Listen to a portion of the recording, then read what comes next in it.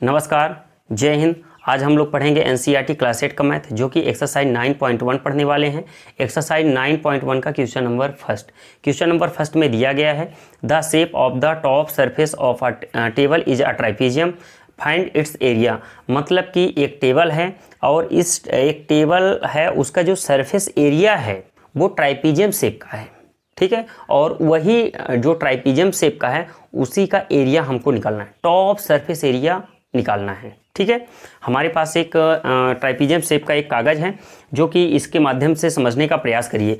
देखिए, इसका जो ट्राइपीजियम शेप का इस कागज़ के माध्यम से समझने का प्रयास करिए। यहाँ पर पैरेलल साइड दिया गया है, ये पैरेलल साइड एक का दिया गया है 1.2 मीटर और बी का दिया गया है 1 मीटर, ठीक है। और इन दोनों साइड के बीच का जो परपेंडिकुलर डिस्टेंस है, ये 90 डिग्री का एंगल बना रहा है यहाँ पर। ये परपेंडिकुलर डिस्टेंस से हाइट का काम करेगा, जिसका और यस की वैल्यू दिया है 0.8 मीटर। चलिए आइए देखते हैं, इसमें एक फार्मूला जनरेट होगा और इस फार्मूले के माध्यम से समझने का प्रयास करते हैं।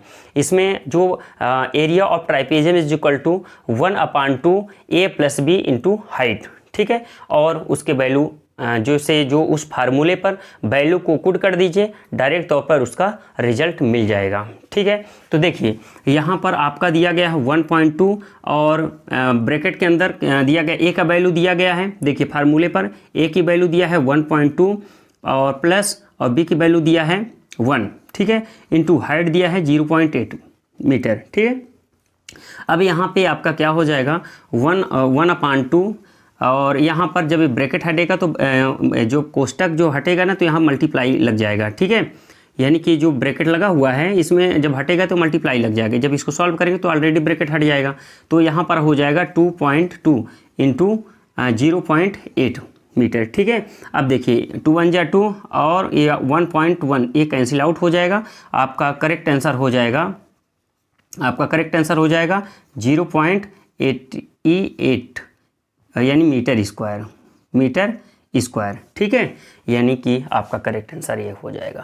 क्लियर हो गया ना, बहुत इजी है, ठीक है।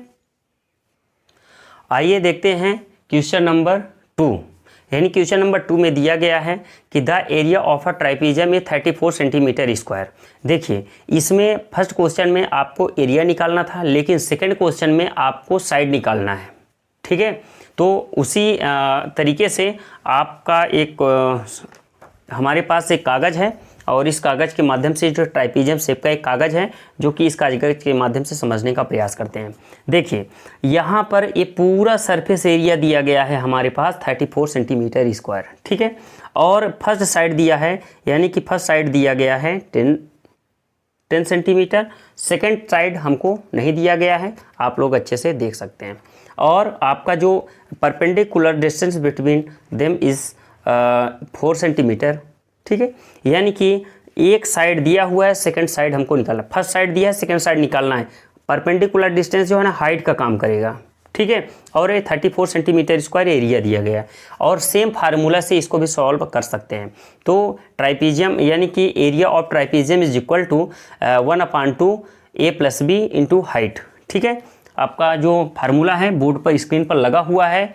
आप लोगों का जो फार्मूला है, इस फार्मूले पर वैल्यू को रख दीजिए, डायरेक्ट तौर पर इसका रिजल्ट प्राप्त हो जाएगा, ठीक है। तो आपका जो एरिया दिया है, area is equal to 34 centimetre square is equal to 1/2 और a + b। ए की वैल्यू हमको कितना दिया गया है, ध्यान से देखिए। ए की वैल्यू हमको दिया गया है 10 सेंटीमीटर, तो यहाँ पर 10 सेंटीमीटर प्लस बी की वैल्यू हमको निकालना है। इसको आप डायरेक्ट तौर पर, वैल्यू नहीं दिया है तो डायरेक्ट तौर पर आप लोग लिख सकते हैं, इनटू हाइट हमको दिया गया है 4 सेंटीमीटर, ठीक है। हाइट हमको कितना दिया है, 4 सेंटीमीटर। क्लियर बात हो गई ना। अब देखिए, यहाँ पर आप लोग क्या करेंगे कि ये 4 सेंटीमीटर ये हाइट का हाइट हो गया। अब इसको कैसे सॉल्व करेंगे, देखिए, ये 10 + b इसको बाहर कर दीजिए, 10 + b इज इक्वल टू, अब देखिए ये जो है ना, ये मल्टीप्लाई हो जाएगा, क्योंकि यहाँ कुछ नहीं है तो 1 है, तो एक क्रॉस मल्टीप्लाई होगा, तो जाहिर सी बात है कि 34 का मल्टीप्लाई 2 के साथ हो जाएगा, ठीक है। यानी 34 का मल्टीप्लाई 2 के साथ हो जाएगा, तो यहाँ 34 × 2 और इधर मल्टीप्लाई में इधर आएगा तो डिवाइड में हो जाएगा, ठीक है। तो ये हो जाएगा 4, 2 1 जा 2, 2 2 जा 4। अब ये 2 1 जा 2 और ये 17 2 जा 34 है ना। अब क्या हो जाएगा देखिएगा, ये 10 plus b is equal to 17, ठीक है। देखिए अब यहाँ पे क्या हो जाएगा, b की वैल्यू निकालेंगे ना तो क्या हो जाएगा 17 माइनस ये प्लस का है उस साइड जाएगा तो माइनस का हो जाएगा, और यहाँ b की वैल्यू हो जाएगा क्या 7। ये आपका करेक्ट आंसर हो जाएगा, यानी कि सेकंड साइड आ गया ये 7 सेंटीमीटर, ठीक है। सेकंड साइड आपका आ गया 7 सेंटीमीटर। क्लियर बात हो गई ना, बहुत ईजी है। ओके।